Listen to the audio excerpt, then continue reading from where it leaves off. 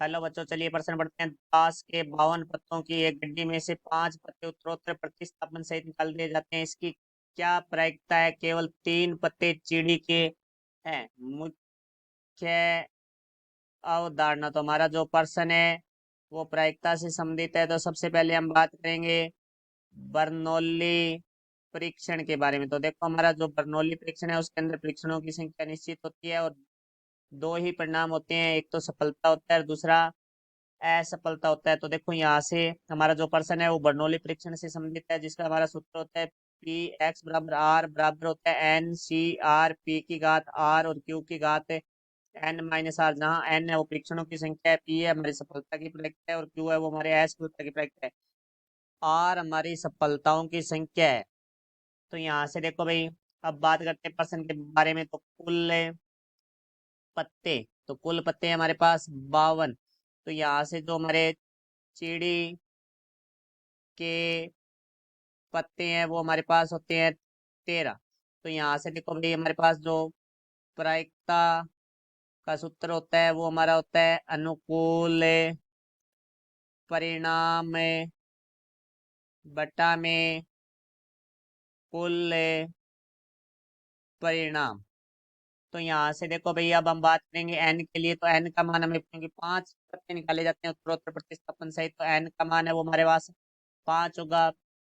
P है वो हमारा एक चिड़ी का पत्ता निकालने की प्रायिकता, तो बराबर होगा हमारा, क्योंकि चिड़ी के पत्ते हैं वो हमारे पास 13 है बटा में कुल पत्ते हैं वो हमारे पास 52 है।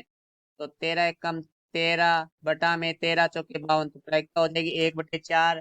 तो हमारा जो क्यू है वो होगा चिड़ी का पत्ता नहीं है।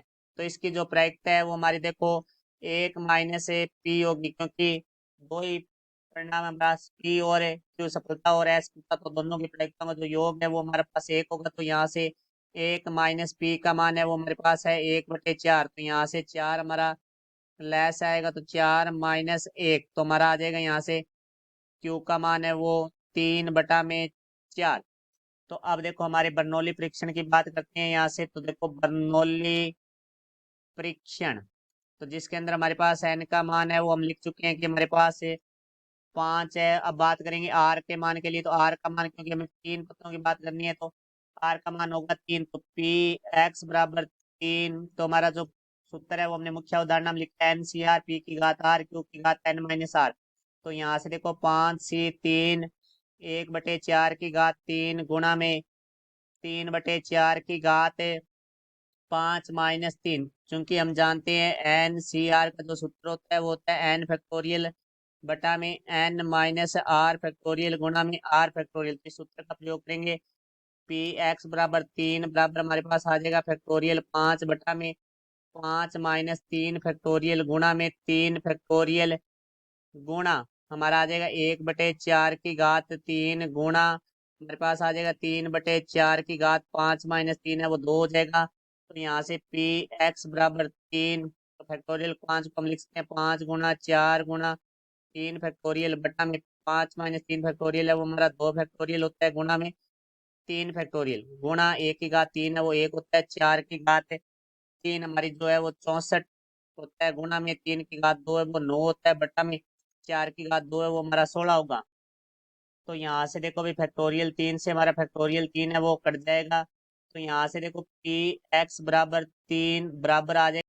तो यहाँ से हमारे पास आ जाएगा 5 गुणा 4 गुणा 9 बटा में 2 फैक्टोरियल हम लिख सकते हैं 2 गुणा 1 गुणा 64 गुणा 16।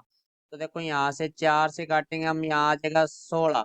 तो देखो पी एक्स बराबर 3 बराबर आ जाएगा 9 को 5 से गुणा करेंगे तो हमारे पास 45 बटा में 2 गुणा में 16 को हम 16 से गुणा करेंगे तो हमारे पास आएगा 256। तो यहाँ से देखो भाई, पी एक्स बराबर 3 बराबर आ जाएगा हमारे पास 45/2 को 256 से गुणा करेंगे तो हमारे पास आ गया 512। तो ये हमारे प्रश्न का उत्तर हुआ। मैं आशा करता हूँ समझाया होगा। धन्यवाद।